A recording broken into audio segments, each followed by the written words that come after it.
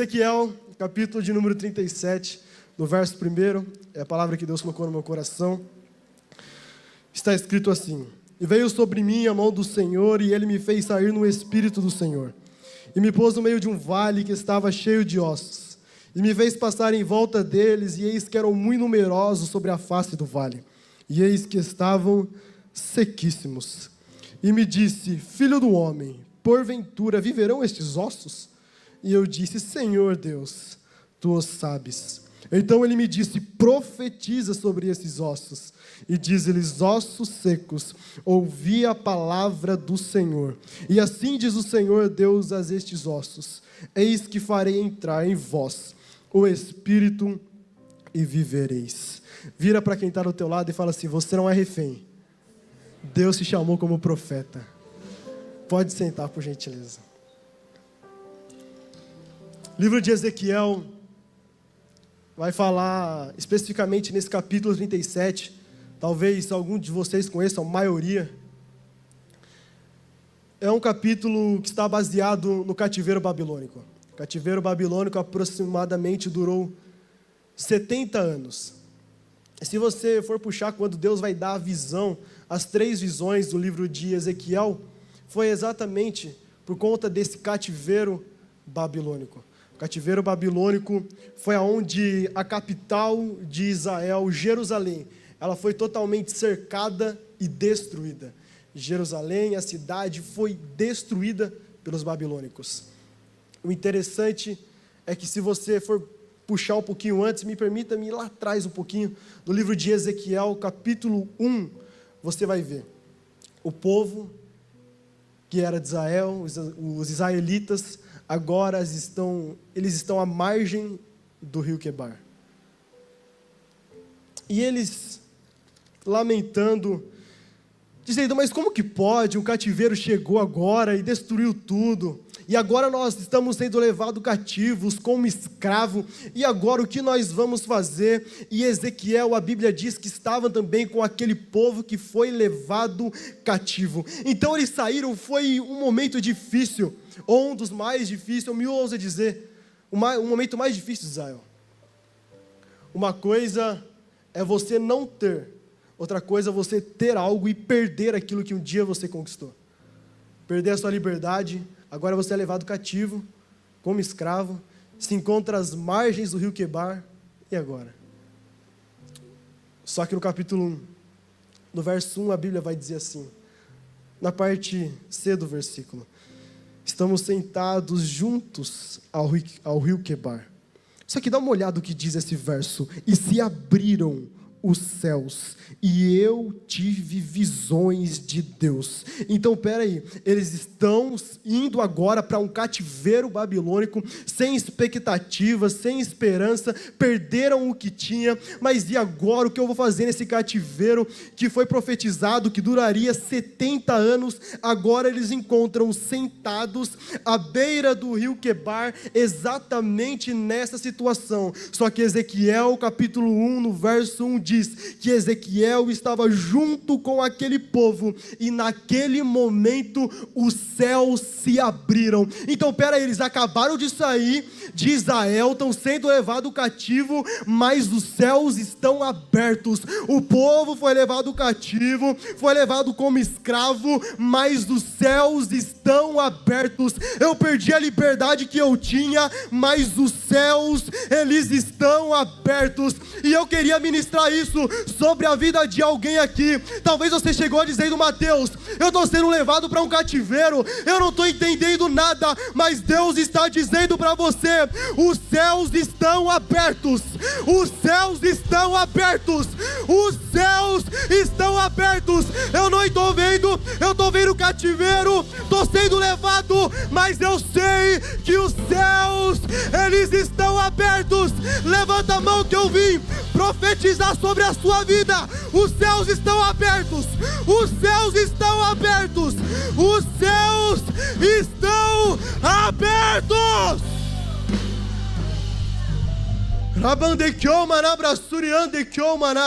Os céus estão abertos. Meu Deus do céu. Os céus estão abertos. É porque se olharmos com a lógica humana e com o olhar do homem, os céus estão fechados. Os céus estão de bronze. Mas se olharmos com a ótica, com a visão do céu, eu posso ver que os céus estão abertos.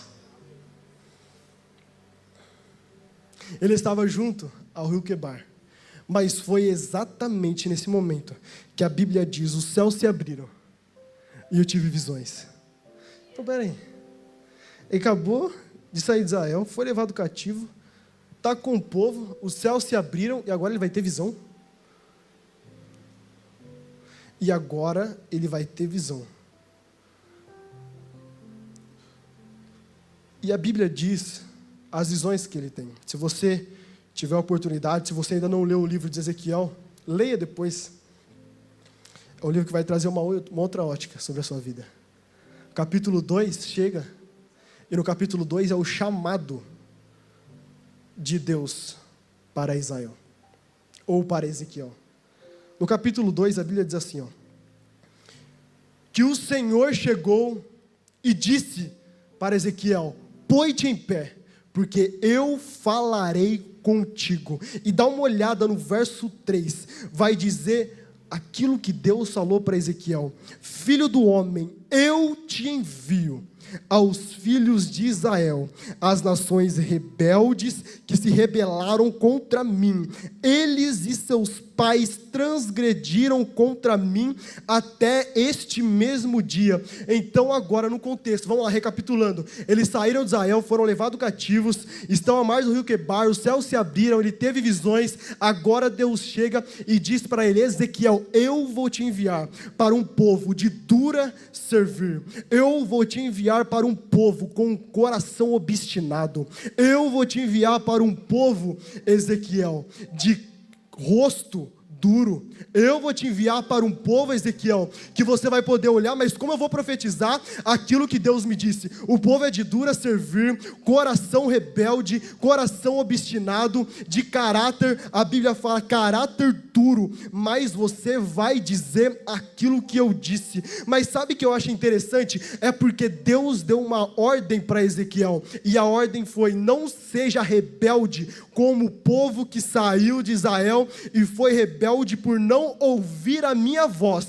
Agora ele é levantado para pregar contra aquele povo, para trazer a palavra de Deus. E o interessante é que Deus disse, e isso está lá no Ezequiel capítulo 2, e o interessante é que no versículo 8 a Bíblia diz: mas tu, ó filho do homem, ouve o que eu te falo, não seja rebeldes como a casa dos rebeldes, abre a tua boca e come o que eu te dou. Então pera aí, ele vai fazer algo que aparentemente é muito difícil. Você vai pregar para um povo que não tem capacidade ou que não quer te ouvir. É por isso que a Bíblia diz que Deus vai falar para Ezequiel: pregue, quer ouçam ou quer deixam de ouvir. Pregue, quer gostem ou quer não gostem. A tua missão, Ezequiel, é profetizar. A sua missão, Ezequiel, é falar aquilo que eu te ordenei. Então nesse momento, para Ezequiel falar aquilo que Deus falou, ele tinha que ter coragem, ele tinha que ser corajoso. Só que a Bíblia diz: não vão ser algumas pessoas que vão te enviar,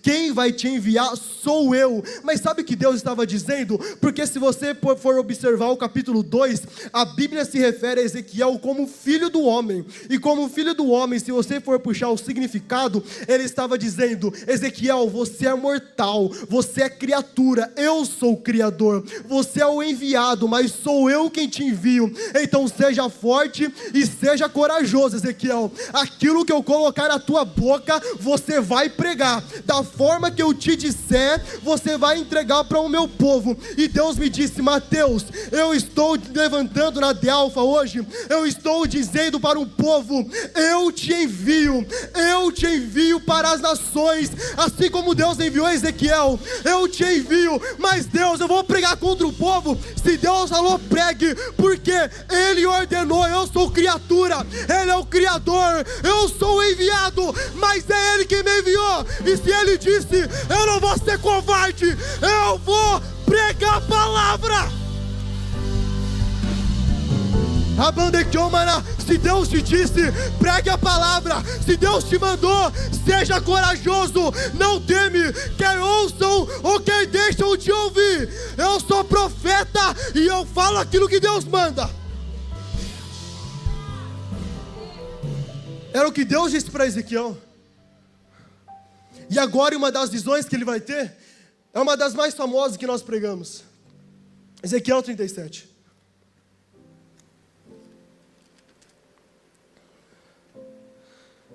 Veio sobre mim a mão do Senhor. Sabe o que eu acho interessante? É porque a Bíblia diz sobre o Filho do Homem. Agora Ezequiel 37. A mão do Senhor vai levar ele para um vale. A mão do Senhor vai levar ele para um vale. Então, peraí, ele acabou de sair do cativeiro.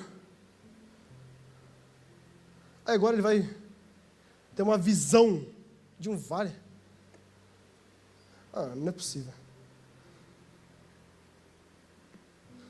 Quem gostaria de ter uma visão de um vale de ossos secos, hein? Ninguém queria ter.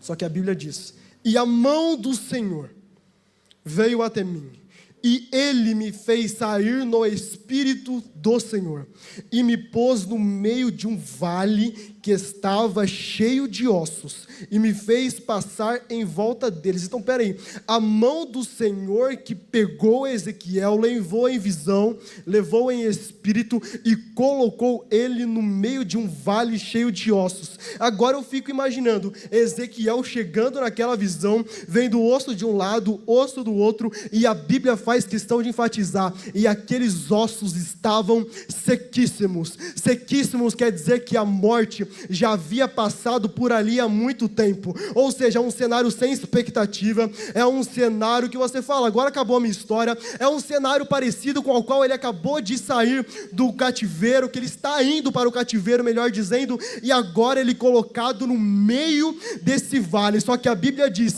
e a mão dele me pôs no meio de um vale que estava cheio de ossos. Então ele não foi porque ele quis, ele não foi porque ele teve vontade, ele não foi porque ele teve desejo, mas ele foi porque a mão de Deus pegou e colocou ele no meio daquele vale de ossos secos. E com isso eu quero liberar sobre a sua vida, que a mesma mão que te pega e te coloca, te leva, que te traz, que fala vai para a direita ou vai para a esquerda, é a mesma mão que vai te sustentar durante aquele vale. Foi a mão do Senhor que veio e colocou. Então está no meio de um vale de ossos secos, a morte já passou por ali, na sua vida profissional, nos seus sonhos, nos seus projetos, eu não sei, só que a ordem foi, Ezequiel, sou eu que te coloco, e se eu te coloco, é eu que te sustento, e se eu te coloco, sou eu que te guardo, e se eu te coloco, eu te dou força, porque a Bíblia diz, e ele me fez andar no meio daquele vale. Então, ou seja, o vale era de morte, mas além da mão sustentar, a mão fez com que ele se movimentasse de um lado para o outro. Vai para a direita, Ezequiel, vai para a esquerda, Ezequiel, porque sou eu que te sustento, não temas. Era a mão do Senhor que estava conduzindo Ezequiel. E se a mão do Senhor te conduziu, Ezequiel não foi porque quis, ele era enviado, ele era criatura. Deus é o Criador, ele é a criatura. E me fez passar em volta deles, e eis que eram muito numerosos sobre a face do vale, e eis que estavam sequíssimos.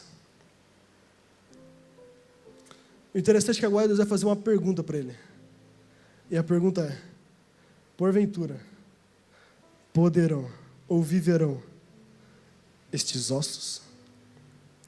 Só que, sabe o que eu acho interessante, é a resposta de Ezequiel, porque ele diz assim, eu não sei, é você que sabe, eu não tenho ideia, mas o Senhor sabe. Olha que resposta, se você for parar para pensar, é muita sabedoria de Ezequiel. Por quê? O que ele estava querendo dizer? Na minha capacidade, não tem como, com a minha força, morreu. Com a influência que eu tenho, não tem como. Aí ele diz assim, eu não sei, mas tu o sabes. O que ele estava dizendo? Na minha visão, na minha capacidade, no meu braço, não tem como. Mas eu sei que o Senhor é o Deus do impossível. Eu sei que quando o meu braço não alcança, quando o limite chega, aí o Senhor manifesta quem o Senhor enviou. Aí o Senhor manifesta o poder do Senhor que enviou a mim. Ou seja, sabe o que eu acho interessante? É porque eu não posso, mas eu sei que o meu Deus pode. Eu não tenho capacidade, mas eu sei que basta uma palavra, aquele cenário pode mudar. Pela minha circunstância, não tem mais jeito, mas eu sei que quando eu penso que é um ponto final, na verdade é Deus me transicionando do natural para o sobrenatural, porque a Bíblia diz que Deus faz Ezequiel ver. Então você está vendo a realidade, é matéria, é lógica, é um fato, mas aquilo Deus estava dizendo, pode viver? Não pode, segundo a minha capacidade, mas eu sei que basta uma palavra do Senhor, o Senhor pode mudar esse cenário. Então vire para quem está no teu lado e diz, basta uma palavra, é só uma palavra, é só uma palavra, mas vire para o outro lado e diga, é uma palavra só, é uma palavra e esses ossos vivem, e esse cenário muda, e esse cativeiro acaba. Eu sei, Deus, eu não posso, mas o Senhor pode. Eu não tenho, mas o Senhor tem. Eu não sou, mas o Senhor é, porque o Senhor é o Deus do impossível. Então faz, Deus, faz de novo, faz de novo. Não posso, mas Ele pode.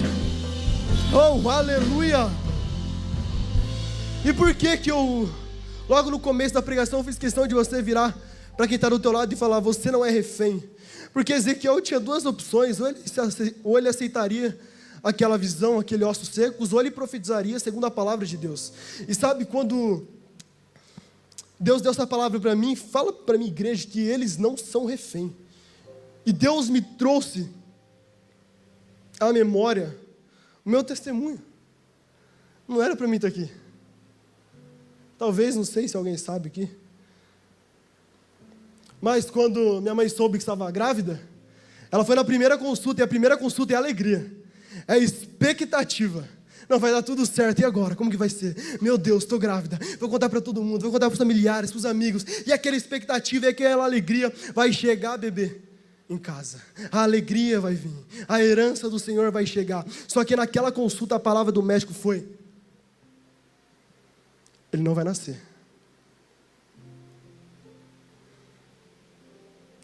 Eu não sei se é exatamente essa palavra, mas se alguém souber aí, me ajude, fala para mim, por favor. Ele usou, a palavra foi, é um aborto, o que é? Espontâneo. Essa palavra mesmo, né? É um aborto espontâneo, não vai poder nascer. E o interessante é que depois o corpo da minha mãe começou realmente a dar alguns sinais de que não poderia. E ela saiu de lá exatamente com a receita, com os medicamentos, mas a palavra foi, isso aqui não será suficiente, você não vai conseguir segurar esse bebê durante a gestação. E quando ela chegou, ela contou para o meu pai. E o interessante é que eles fizeram algo, que eu sempre levo isso para a minha vida, que eu aprendi. Eles dobraram o joelho e oraram. O que tem a ver com isso, Mateus? Profetizar com refém. Eles dobraram o joelho. Sem palavras. Eles me contando, né? E o interessante é que, Senhor Mateus, a gente dobrou o joelho sem palavras, chorando, abrimos a Bíblia. Estava escrito assim, vai, porque o seu filho vive. Oh, meu Deus, aleluia, vai, porque o seu filho vive. E o interessante é que eles fizeram como Ezequiel, eles não só profetizaram aquilo que eles estavam sentindo, ou aquilo que eles queriam, aquilo que eles desejavam, mas eles profetizaram a palavra, porque quer profetizar, profetiza o que está escrito aqui, a palavra de Deus. E eles profetizaram, Deus, o Senhor acabou de dizer, vai, porque o teu filho vive. Eles marcaram a segunda consulta, mudaram de médico, e quando chegou ele disse: eu não sei o porquê os médicos disseram para você que você não poderia gerar, que você não conseguiria segurar durante a gestação, porque o seu filho não tem absolutamente nada. Deus me trouxe aqui para dizer para você: profetiza, profetiza sobre a sua casa, sobre a sua família. A palavra é hoje, profetiza a vida sobre a sua casa, vida sobre a sua família, vida sobre os seus negócios. Vire, levanta a sua mão, coloque no ombro de quem está no teu lado, chacoalha ele e diz: profetiza, vai, profetiza, profetiza, profetiza, vai, ainda tem vida, profetiza.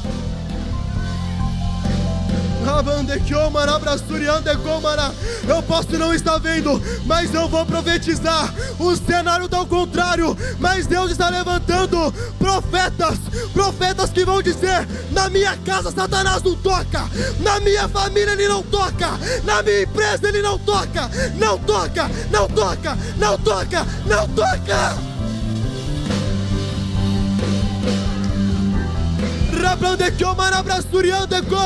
Será que tem alguém comigo? Não toca, ainda tem profeta. Fique de pé.